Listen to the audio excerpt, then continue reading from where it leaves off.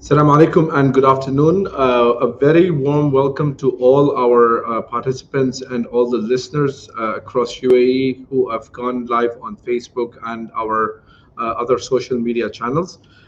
We are pleased to inform you that we will be celebrating the World Men's Health Day.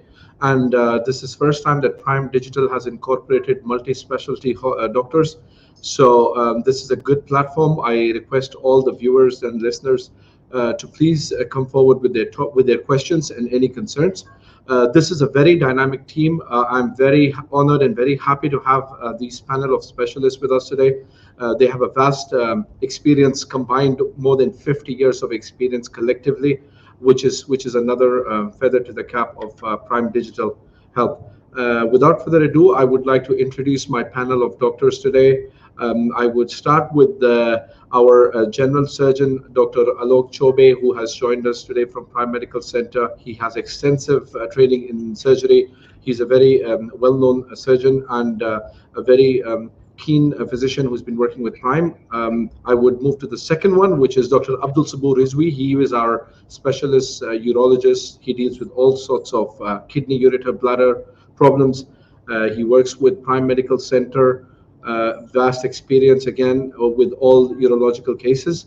Our other physician, Dr. Walid, he's a very dynamic orthopedic doctor that we have on panel today, who will be talking to us about pain and back pain and other issues in men's health. Gentlemen, I would like to welcome you today to this program. And this is a very important day for us. We have always wondered and celebrated and paid a lot of focus on women health, but Prime has taken another step, and we have celebrated this Men's Health Day, and we've incorporated all of you today. Men's health is as important as women health. Women, they have a lot of issues which are dealt with. The breast cancer awareness, there are other days celebrated for them, but for men, primarily it is the prostate gland, which is always a concern in men as they age. I would like to open this platform today. I would like to invite Dr. Abdul Sabur Rizvi. Prostate is your organ, sir. So let's start with that. Welcome to the program, Dr. Abdul Sabur Rizvi. Okay. Thank you very much, Dr. Hamad, for inviting me for this very interesting and important talk. So I will be just talking about the Movember. Movember is in fact an annual event which involves the growing of mustaches during the month of November to raise awareness of men's health issues. This awareness campaign is being conducted in several developed countries in the world like US, Canada, UK, and Australia. The basic goal of Movember is to change the face of men's health by increasing the awareness of preventable health problems and to encourage early detection and treatment of diseases among men and boys.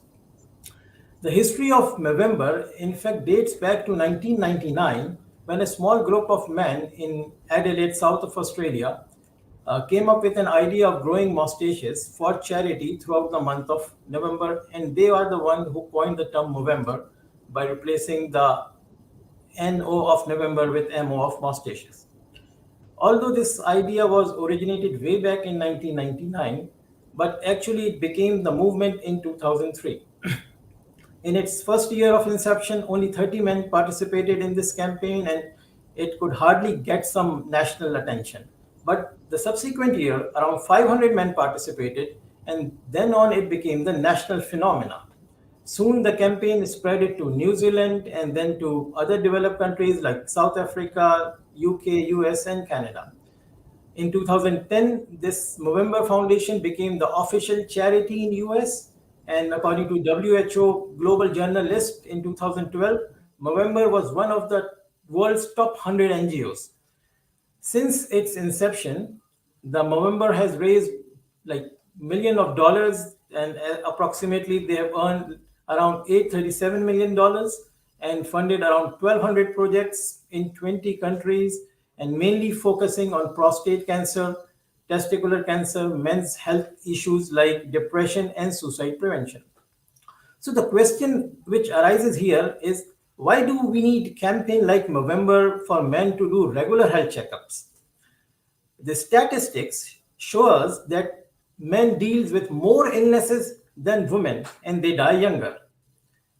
And number of studies which we see from UK and US and like very authentical studies demonstrate that male life expectancy is lower than that of female, and some of the studies say that the male live half decade less than female. There are several factors for this explanation, which includes biological or external. But according to WHO, men across all socioeconomic groups demonstrate unhealthier smoking practice, unhealthier dietary patterns, high alcohol consumption, high rates of injuries due to their engagement in riskier activities, and interpersonal violences as well. But in addition to all this risk, millions of men are those who do not report their medical issues and worries. So basically, it is the carelessness behavior of men which predispose them to more illness, and eventually they die earlier than female. So regarding today's talk, which is more focused on like from urology on prostate cancer, the prostate cancer is one of the disease which which causes death if it is not diagnosed early and treated properly. So the prostate cancer is usually a disease of middle age, or you can say rather uh, age of 50s and above men. Okay, the incidence of prostate cancer below the age of 45 is very less. So between Right. the 45 and 49 years, the incidence is estimated to be 23 men in 100,000. And this incidence increases to around 1,000 per 100,000 after the age 65 years. So Dr. Sabu, if I can Yes. ask you here, what is the prevalence and incidence of prostate conditions or illnesses or testicular cancer or prostate carcinomas or cancers in this region?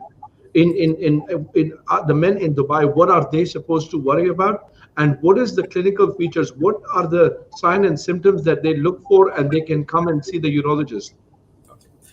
The incidence in this part of the world is not very common, is not very much. Okay, the Asia, in fact, overall in Asian population, the incidence is much less as compared to the rest of the world. Okay, Is there and any specific reason for that? the it could be a genetic reason, because most of the prostate cancers, the one thing which is linked to the prostate cancer is the family history and genetics. There are other risk factors which are weakly associated with this, but mostly is the family history and the genetics. Okay, Right, there are no specific genes which right. we can label to prostate, but BRCA2, which is also linked with breast cancer, and a lot of studies have shown that there is some mutation in BRCA2 and which causes prostate cancer in men above 50 years of age. Right. Overall, in UAE, like what we see is the enlargement of prostate is common. Okay, and out of those enlargement, the prostate cancer incidence is less. If we say the incidence is less than 5% of all enlargement, 95% of enlargement is BPH, which is the benign hypertrophy of prostate. Okay, so that is a bit reassuring. Moving on to Dr. Alok, our surgeon. Dr. Alok, I am sure that you have seen a lot of patients that have walked into your clinics complaining of probably lower abdominal pain. Now that is an area where a person, especially men, would be more comfortable going to another male surgeon. So, how often have you seen patients coming with abdominal pain or vague symptoms, which could relate to a prostate issue or another problem which is going around the same male genital organs, Dr. Alok?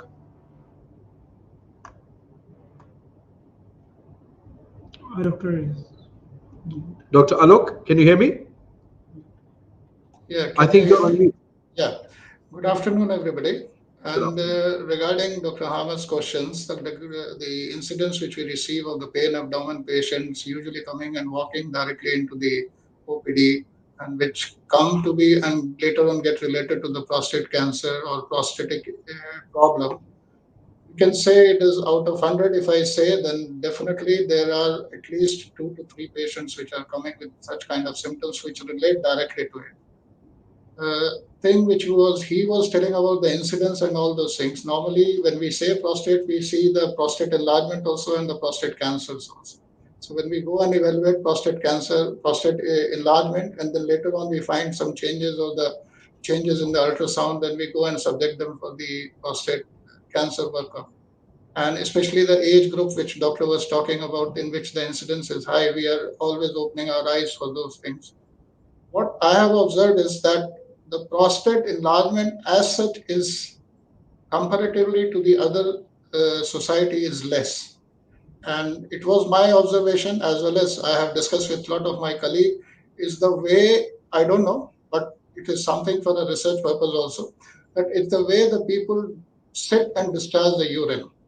Because in the country which where I have been, and I know those things where the people are passing urinating standing positions, and the patients who are passing the urine in sitting position, it has given a lot of difference, and the incidence is difference. I don't know, Dr. Sibu will put light on those things, but definitely it is my observation, and which has a validity, that if one sits and pass urine and one stands and pass urine, the incidence is different.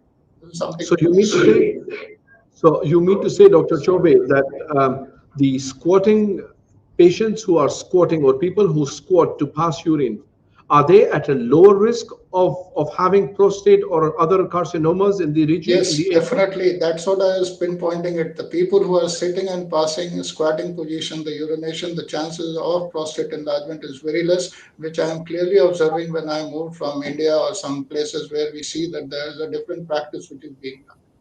So it's an observation, but it has been given me It's a a good quite results. interesting observation, Dr. Alok. Okay. So anyway, like I have not come across anything like this, but like when you sit and pass urine, the angle of the urethra is Bladder. different. When you stand and pass urine, the angle is different.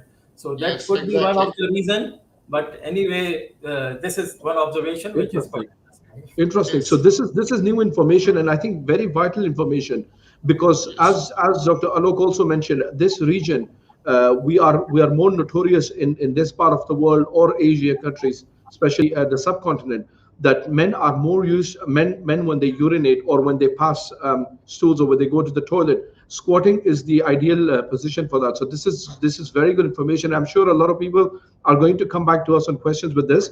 I would like to move to a very important person, part of this panel, where where we have seen a lot of cases. As an orthopedic, Dr. Waleed is with us.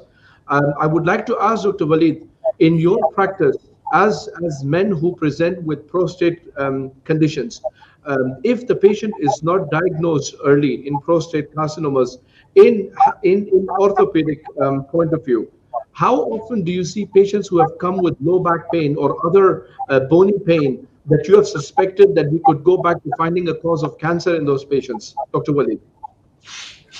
Although low back pain is the second common cause of outpatient visit, we have to categorize low back pain according to non-specific low back pain or low back pain with radiculopathy or spinal canal stenosis or low back pain with serious problem. Unfortunately, we see a patient of prostate cancer in stage 4, in advanced form, as a metastatic, and the bone is the first common site of cancer prostate metastasis, and the spine vertebrae is the second common, the most common cause of the bone metastasis, following by pelvis and ribs.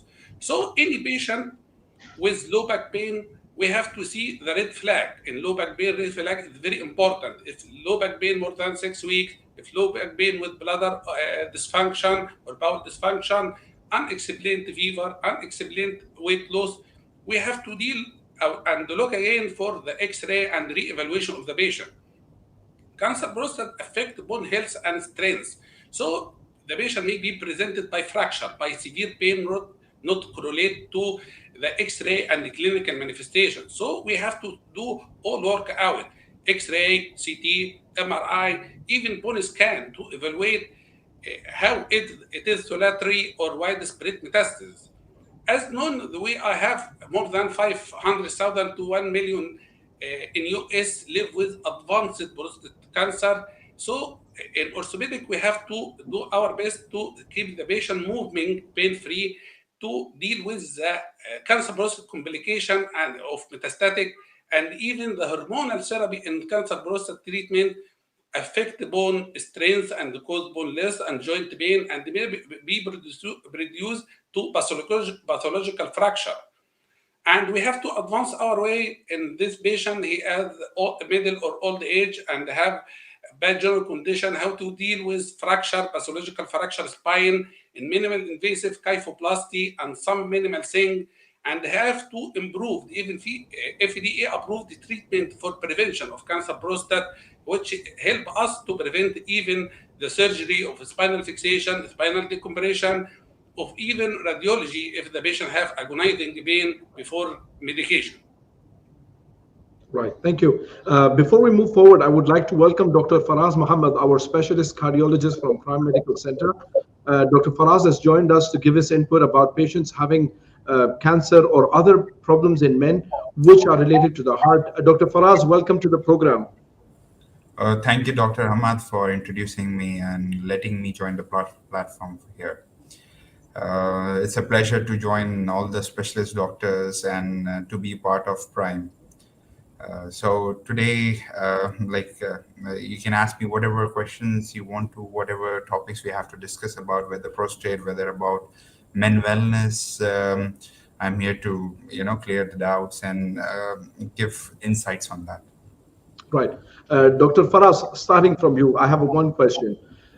Cardiac patients taking, as we said, prostate problems are more common towards the later stages. A patient walks into your OPD, he's already taking a lot of medications for his heart, high blood pressure.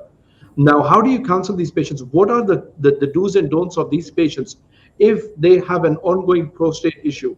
So how do you manage those medications for the heart, blood pressure, and what is the effect of those medicines on their condition of prostate or bladder cancers?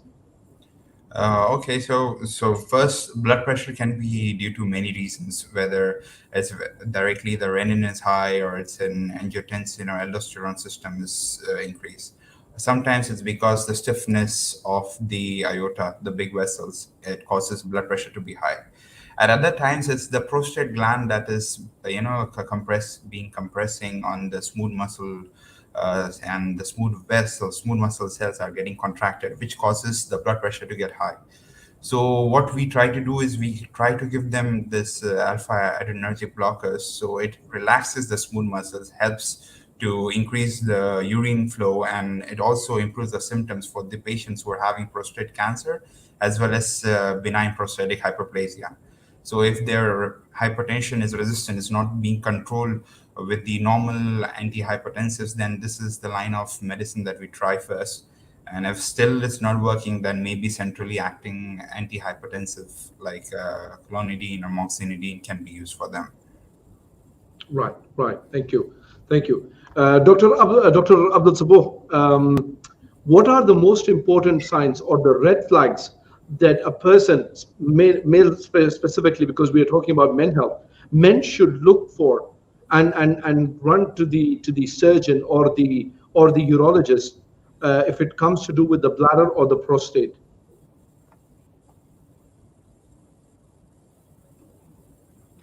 Dr. Saboo, can you hear me? Yeah, I can hear you now. Okay, so basically when we talk about prostate cancer, so if the cancer is at initial stage, then you might have no symptom at all. Okay, and that is why this campaign we are talking about, Movember, is very important, that men should get themselves checked regularly, especially once they cross the 40 years of age. And in case if they have a family history of prostate cancer, then it's mandatory to get themselves checked every year, especially for the prostate. The symptoms of enlarged prostate, which includes benign enlargement and the cancerous enlargement, is more or less the same. Okay, and the symptoms usually start with slow urination, or the person needs to strain during urination. He feels the stream is getting poorer and poorer, and the frequency of urination, especially at night, increases. The person cannot hold its urine. It's very urgent. As soon as he has a desire to urinate, he has to rush, and at the end of urination, incomplete emptying. And in prostate cancer, if it is advanced, then in addition to all these symptoms, he might have a blood in urine and blood in ejaculate as well. Dr. Alok, a man walks in, he says he's constipated. Now, there's a lot of reasons for constipation, but how would you approach a patient who presents with constipation, some vague lower abdominal pain? When would you when would you be more worried about a patient thinking of not just a CA colon, not a carcinoma or not a cancer of colon, but also the surrounding structures? Are there any specific findings? Yeah, Mr. Ahmed, if you permit, I will go through those some of those interesting facts from the past because I try to correlate with the patients and I take extensive history for those things. So by the end of the time I finish my history, I have already concluded with my diagnosis, which I always write it and then confirm it with my examination. So to start with it, let us take Sigmund Freud theory of psychosexual development. It's a theory which takes us back to 1956 and more than like 1856 because at that time he was born. He is an Austrian neurologist, Mr. Sigmund Freud, and he gave the developmental stage of our body, and that developmental stage was from the childhood. At that time, the first stage was known as an oral stage. The second stage is known as the anal stage, and then the different stages are there, which one can go through and get about those stages because it's an extensive thing. We have to go on that way. But I'm typically focusing on the anal stage, which starts from the first year of the life and it ends at the third year of your life. And that is a time when a child gets trained by a mother or caretaker to pass the stool. And always the mother used to tell them to put it into the potty trainer or put into the potty place and get it trained. To be very interesting things, there are two things which Sigmund pointed out that which gives an immense pleasure or which gives a satisfaction to a male or a female rather also. And those are the anal canal and the bladder, means the bowel and the bladder.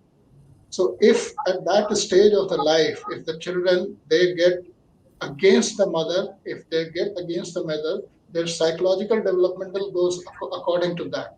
So the rest of their life they will be just struggling with the constipation and all kind of movement which they have it.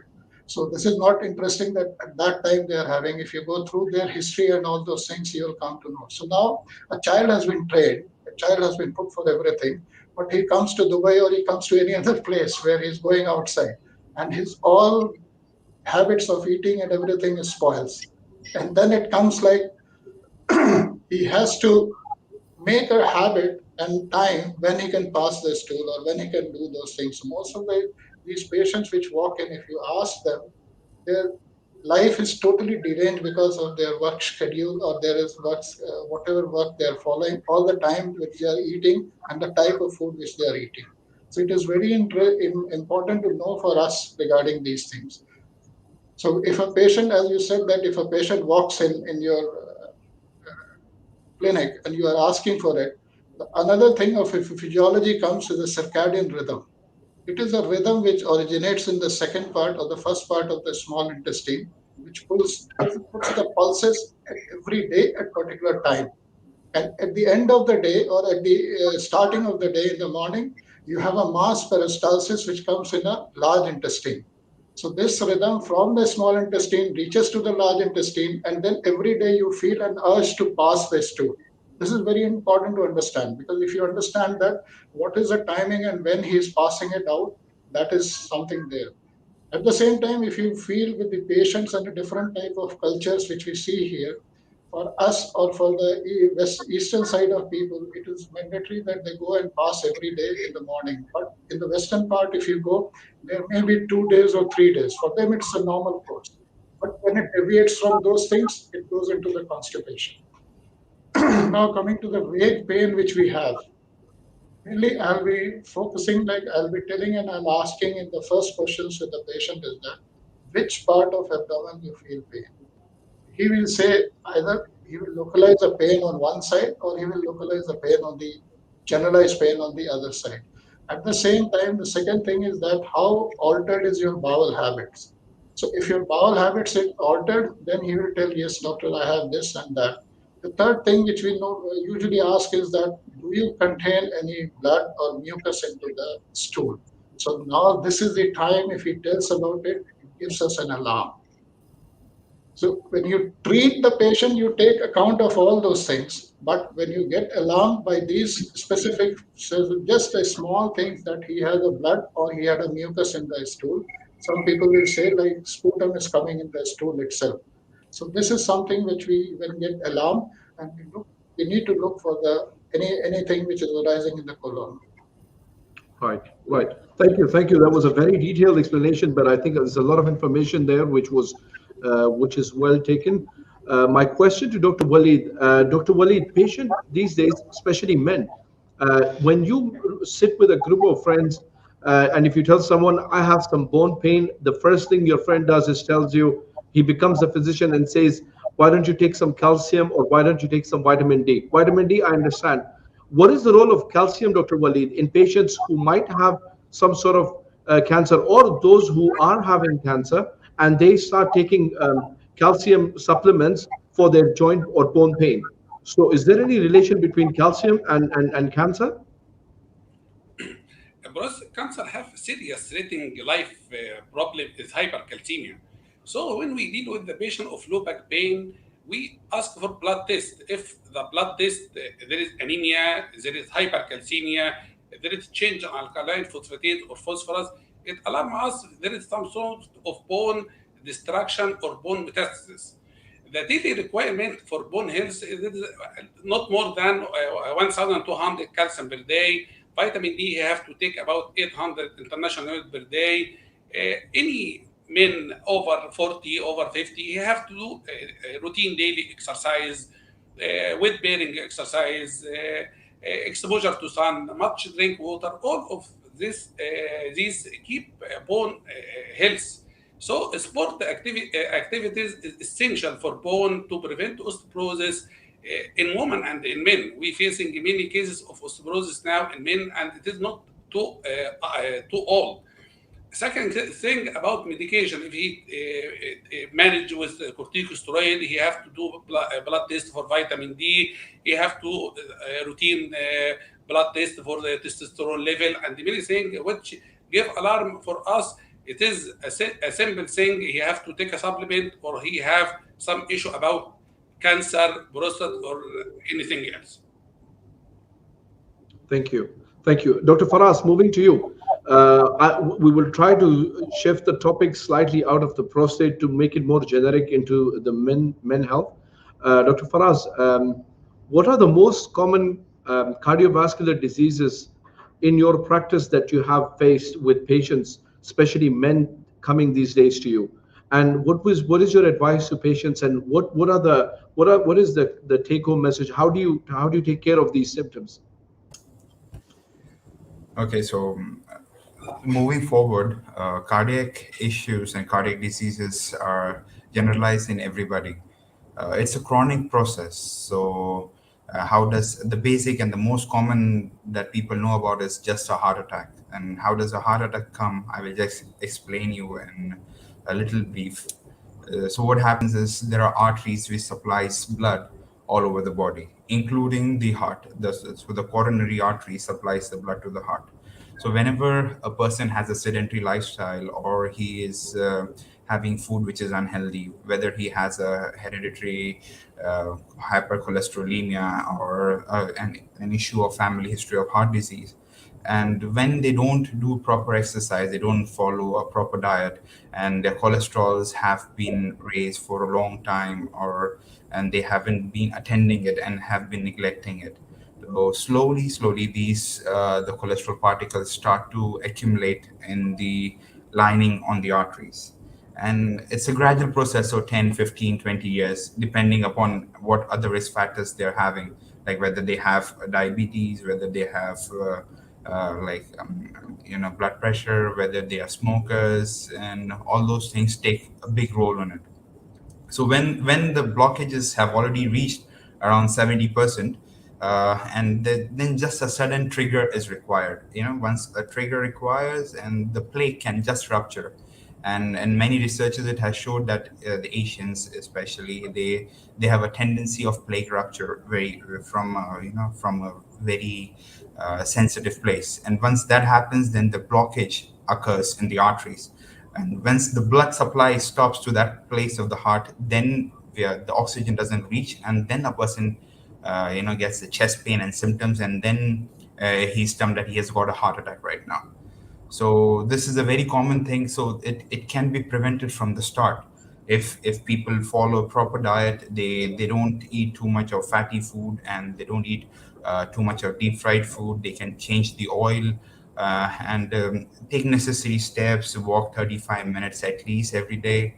All those things will take a part to prevent all those things from the start. The second thing is that many young people are more scared rather than having disease as well, saying that they might be having an underlying heart disease. Yeah, it's good to get them checked up, because anxiety related issues are also there.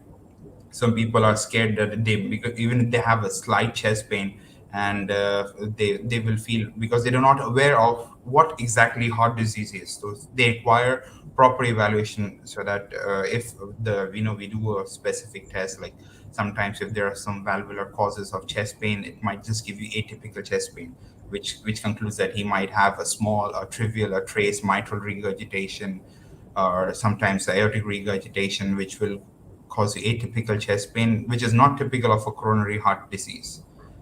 Then once the test is done, then 90% of these patients, they don't feel those anxiety, those palpitations sometimes, that this is because whether I'm going to get a heart attack. So the symptoms are made over if they don't have it as well. So Dr. Faraz, does the state of cancer in a human being change the state of, is there any changes, physiologic changes or pathological changes inside the human body once detected with cancer that can impact the heart? So yes, the heart disease, recently the researchers have shown that people who have cancer have prognosed to having double the heart disease. What happens is, once you treat the cancer, then the longevity of that person increases. But then cancer itself is a hypercoagulable state as well. So what it can do is, later on it can develop more coronary heart disease with that. So it's almost double. So proper evaluation and treatment might be required, with concomitant surgeries and whatever radiation therapy or immunotherapy that is provided by the oncologist or the surgeon with them. So it is something which people are not aware, because they just keep keen on taking care of the cancer, but they sometimes neglect the heart, which is very essential as well. And sometimes the chemotherapies that are given, especially the anthracyclines group of drugs, which causes the heart function to be reduced. So what happens is, many before surgeries, the surgeons do take cardiac fitness for those patients. We also evaluate their heart function before and even after starting the chemotherapies for these kind of patients, whether their heart function has reduced. If yes, it is reducing, they try to change the medicines, they try to do things accordingly for that. Okay. Thank you. Dr. Abdul Sabur, prostate, outside prostate in men's health, is there any other organs that are associated with illnesses in daily practice that men should worry about? And you could also elaborate the different ages as well. What would be the common things that you could see in younger ages than the old age? Because we said old age is more related to the prostate issues. But what about young men? Okay, young men in like other than prostate, the organ which is very important is the testes. Okay, and the testicular cancer usually tend to occur at early age. Okay, the mainly between 15 and 35 years of age. Okay, and the good thing about the testicular cancer is like the cure rate is 100%, and they are like 100% curable unless and until they are detected early. The awareness, again, it comes to the awareness issue. Like the men should be aware that they should examine their testes, and if they notice anything abnormal, any heart mass, then they should obviously consult to their physician. Usually, the testicular cancers, they are painless. They are painless masses which appears, and then if they are neglected, then the spread is very fast. They spread to the liver, lungs, and brain as well. Although they are very much chemosensitive and they respond very nicely to chemotherapy, but early stage diagnosis is very important, and this we can only promote by increasing the awareness that young men should be alerted. And these days in my practice, I see a lot of people, because they are well aware, they just feel something abnormal. Sometimes they just feel their epididymis, which feels little bit harder than the testis, and they just come and being worried about, oh, it's a cancer. Okay, and this is what we need in men. And then another thing is like, there are some, in addition to these two, bladder problems are very common, and this is more common in young age as well. And the symptoms, usually the symptoms of frequent urination, nocturia, and urgency is very common in young male, and this is usually because of overactive bladder. The overactive bladder pathophysiology is not very well understood, but it is related to stress. Okay, because of the stress, some stress hormones, the bladder dynamics is disturbed. Okay, and because of this disturbance in the bladder dynamics, the bladder becomes hypersensitive. Usually the bladder needs to respond, needs to be quiet till it is filled to a certain capacity of urine. But when there is a disturbance in the dynamics of the bladder, a small amount of urine in the bladder, and it starts giving you sensation to go and pee. And number of factors have been associated. There are some spicy food, smoke, and like obviously the lifestyle is associated with this problem. Thank you. Dr. Alok Chobe, what I understood is painless testicular mass is more worrisome for a urologist because it could be a sign of cancer in the testicles. Coming to the abdomen, how important is a painless mass or lump versus a painful one? And what would be the concern? What are the red flags? For example, if someone walks in and says that I feel there is a lump in my bowel or in my abdomen, and then he goes to the toilet and there is some blood in his stools. So what would be the differentials in this case, and what would be your advice to people? What are the red flags we need to be careful with? Okay, Dr. Ahmed, again, I'll come back to the same thing that whenever the patient comes and he flags, suppose you gave the example of having a swelling and a pain in the left side of lower abdomen. So we have when we talk about it, we have a very specific organs which are sitting there. So when we discuss with the patient, we visualize those organs which is there. And as a surgeon, we have gone into it and we know what is exactly like beneath. So on the left side of the lower colon, lower abdomen, if you go, it's our rectum and the sigmoid colon, which is lying down, especially in the male. And at the same time, there is a pain which can come from the ureter, which is going down, or the kidney, which is undescended, like it's a lying lower down kidney, which is there, which is not in a normal place. And at the same time, if the person complains that there is a pain and he is passing blood in the stool, that means something is coming through the GI tract itself, and it is coming through the anal canal or from the rectum itself. So it gives an alarming thing for us.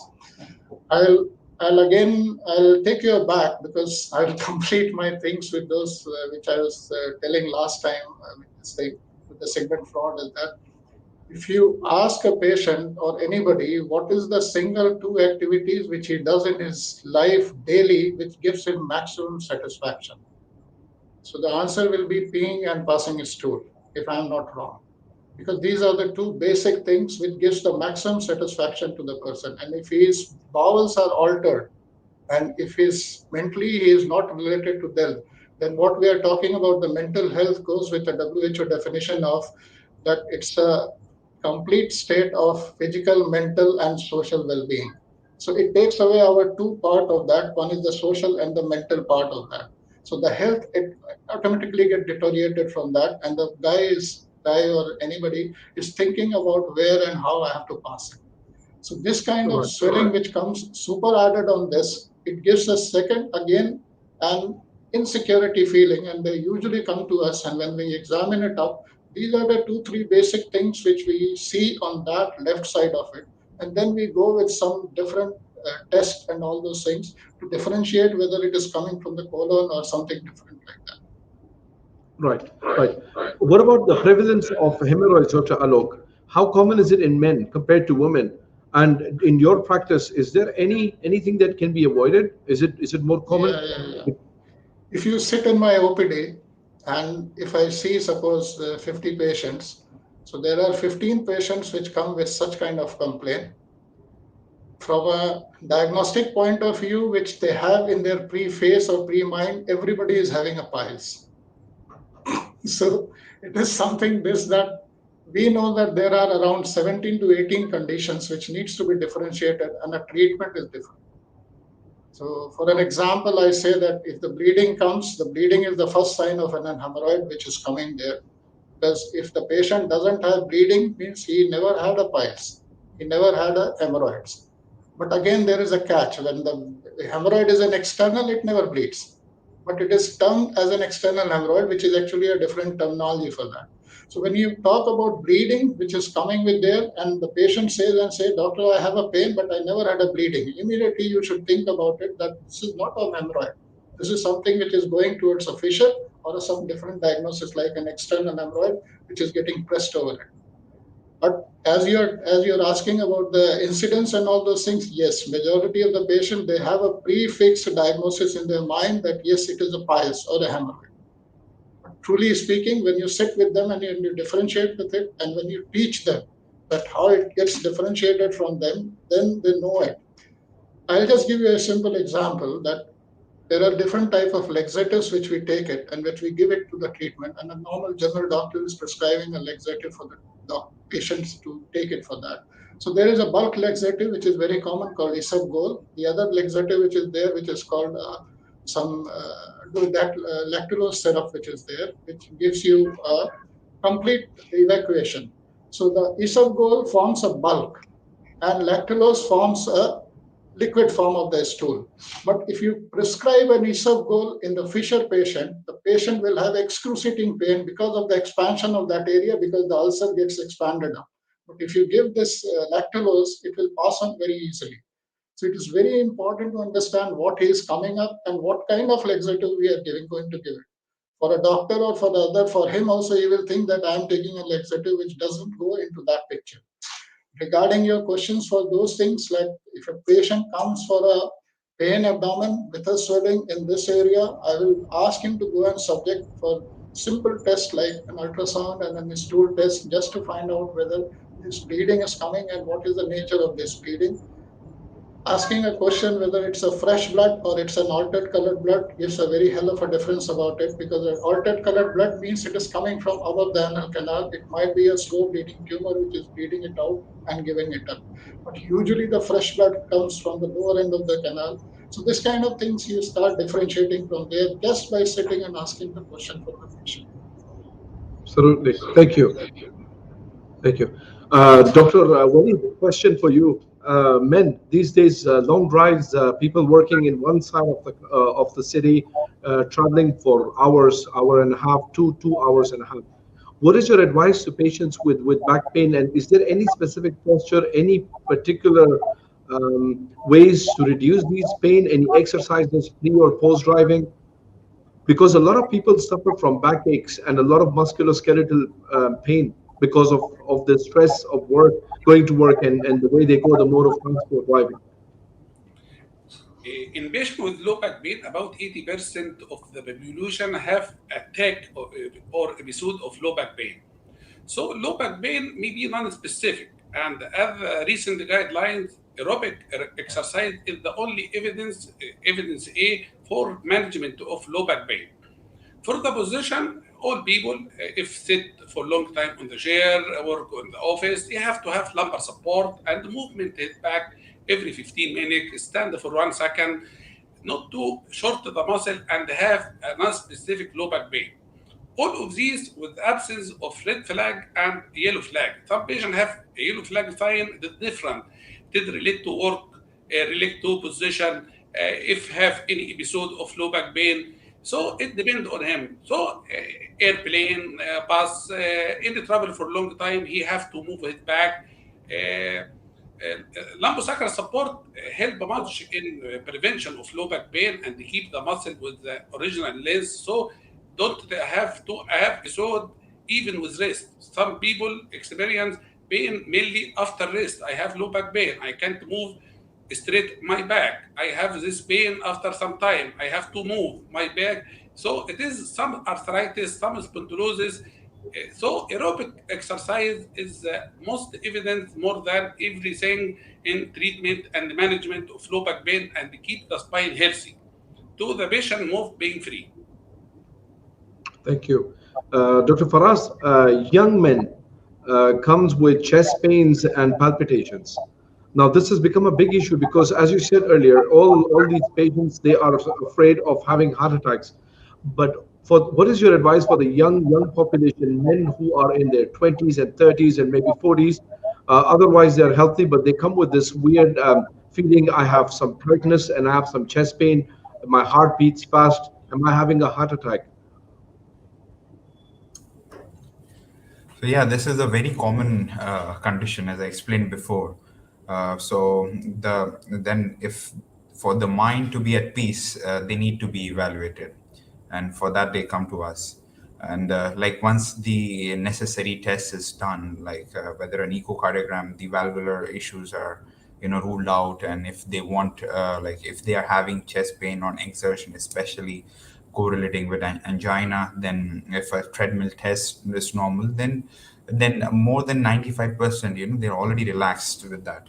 Other things are like for palpitations. Palpitations are can be due to many reasons, whether there are changes in the electrolytes, or whether due to some thyroid issues, or whether they're anxious, or whether there are different kind of arrhythmias, or whether which can be triggered by, again, mitral regurgitations, or again you can say premature complexes from different parts of the heart.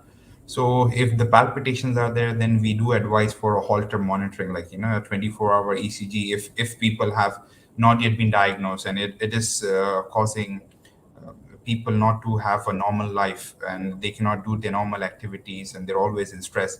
And accordingly, if they're diagnosed with something which is which has to be treated, then accordingly the medications of the beta blockers or rate limiting calcium channel blockers are given to them if required. If not, then it's just a normal physical activity, and the diet and the electrolytes, maintaining the electrolytes and all those things has to be done for them. Okay. Thank you. Dr. Abdul Sabu, what is the cutoff age to start looking after your prostate? When can I get a prostate check done? How do I get it done? And what are the things I expect from my urologist to be done to me as a patient if I walk into the OPD for my prostate? Ideally, one should start checking for the prostate after 40 years of age. Okay, and then whenever someone come and they want prostate evaluation, so this includes basically the history. If there are any urinary symptoms, fine. If there are no urinary symptoms, then it comes to the physical examination, which is very important in the diagnosis of prostate disease, both benign and the malignant one.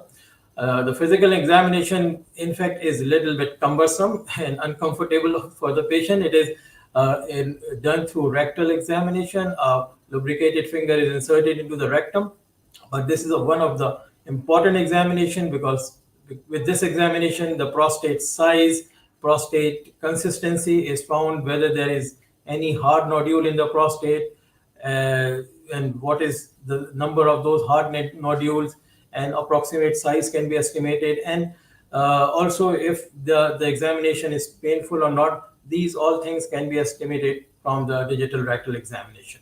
After the digital rectal examination, we go for blood testing, which is PSA, and everybody is very familiar about PSA, which is prostate specific antigen, and it has a very important role. Although it is not cancer specific, but it is a very important diagnostic tool which guides us for further treatment.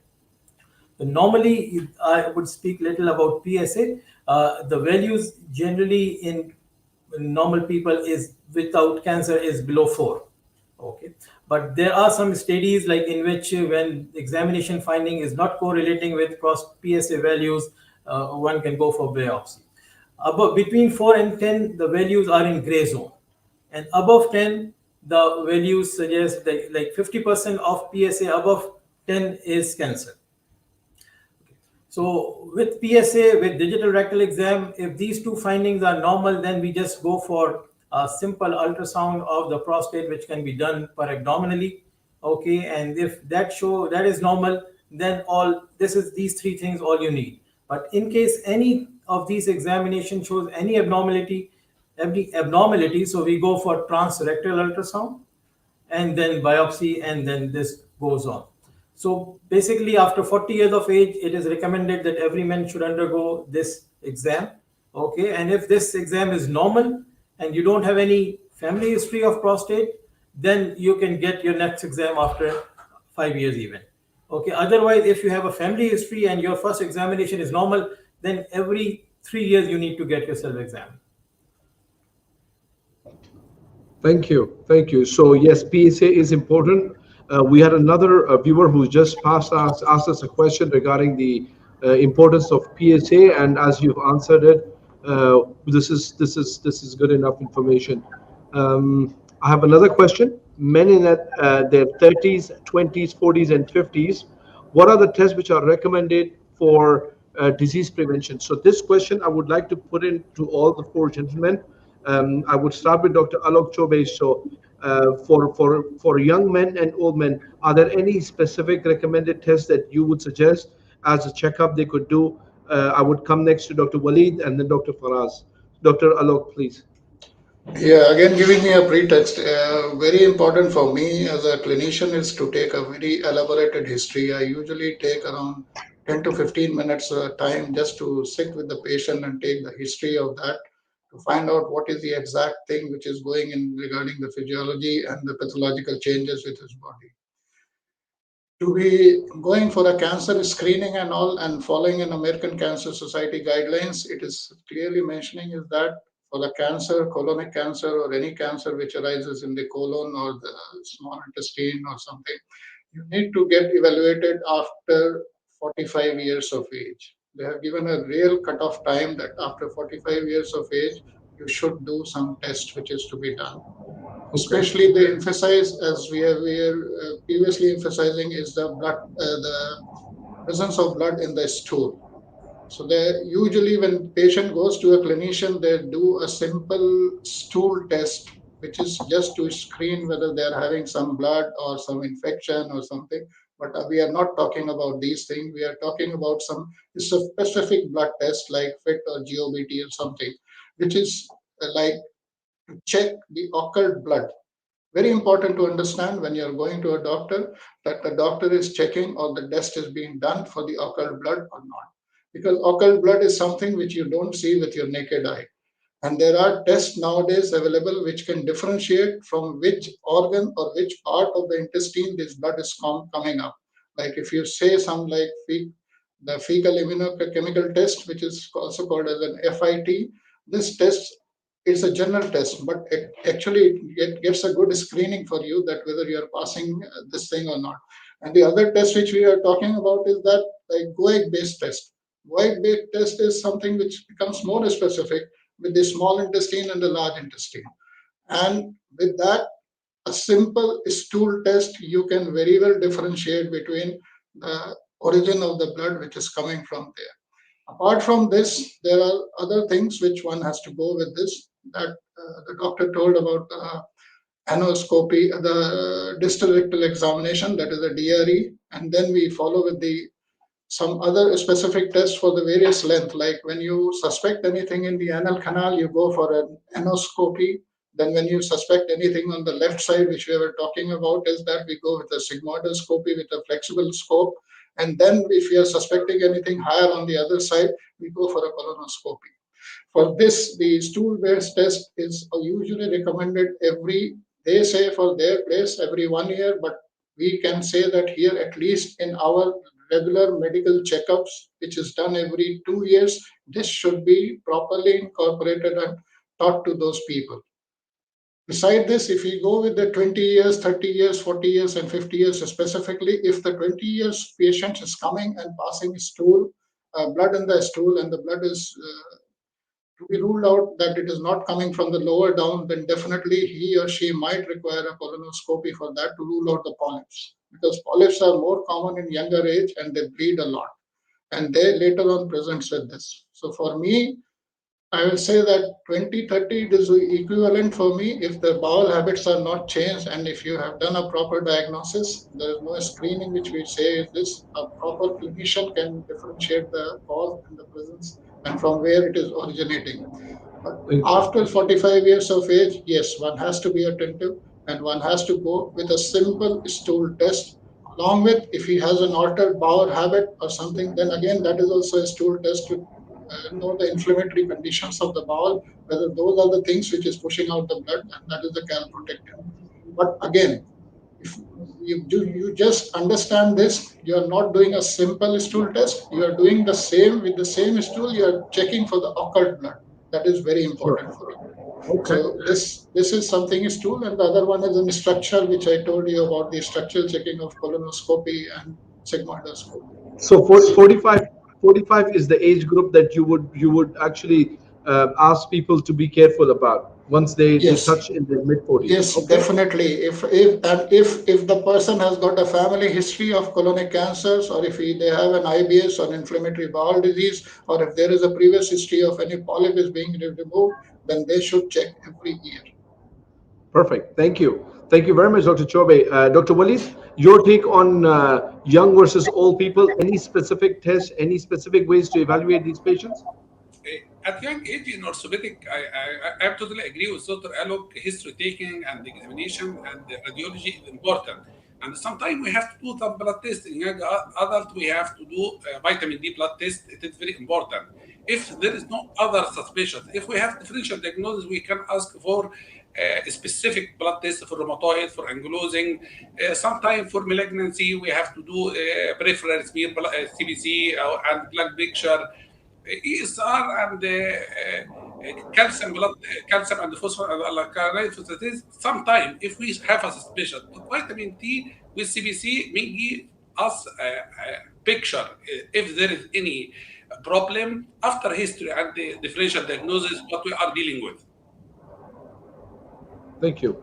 Perfect. Dr. Faraz, your take on patients. What would be the best age to start screening themselves for cardiovascular disease, especially men we're talking about? And what would you recommend? How often should they be coming to your OPDs, and how often would you do your periodic checks on these patients? Dr. Faraz, can you hear me? So I would like to say that heart attack has no age. Again, it is not. We have patients who are 19 years old who have got heart attacks. We have patients who are 50 years old who have got heart attacks. And we have people who are 90 years old and they get heart attacks. So there is no age bar in between them. So proper screening, whether it's 20, 30, 40, you can get your cholesterol checkup done, and like the sugars, basic tests, the sugars, the cholesterol. If anything else is there, like if then it's symptomatic, whether they're palpitations, then the electrolytes, if they're having tremors, weight increase, or anything else, then the thyroid test. If he has a history of like heart disease, then he has to be screened quite often, rather than means if the cholesterol levels are usually rising. If not, then in a year or two, if he just does a general health checkup, that is his call. And for the treadmill test, it is recommended. We don't do everybody a treadmill test, only if it is recommended and if the patient is having symptoms. The other from echocardiogram is, again, it is for if we do a physical examination, if you're hearing murmurs, if the patient is having, again, a very, very common symptom, which is palpitations or dizziness or other things related with that, then we do it accordingly. Then the Holter monitoring is done to find out if, in the ECG, specifically if they're having any kind of arrhythmias or heart blocks, whether it's if they're having episodes of dizziness or syncope, then we do the proper protocol of doing a halter and then other evaluation, echocardiogram. If that is still non-diagnosable and we find other rare conditions like whether it's Brugada, whether it's ARVD, then we have to go for a cardiac MRI and all those things. So there are different type of tests for all different kind of diseases. So we usually go based on the symptoms. Yeah, unless a very common thing is the family history of heart disease, then it's different. And Right. with chronic risk factors like blood pressure and So diabetes. you recommend any men in any age group, once he starts feeling symptoms of chest pain, cardiac pain, or any discomfort, should definitely have a visit with you, get everything screened up, and then once everything looks okay, you can start treating him accordingly. So Yeah, so that's it's not just about me. He can go to a general physician as well, just to get his whole thing. So if he has having symptoms or other chronic disease, then yes. Absolutely. Thank you. Thank you very much again. I would like to just inform all the viewers that all our specialists on panel today, they are extremely capable, vast experience, very well trained, and very good clinicians. So they're all available in prime medical centers. You can always contact on 047070999, or you can go through the website and through the phone app website and book appointments. They will be very happy to see you in their clinics. They have extensive training, and they have a very good relationship with their patients as well.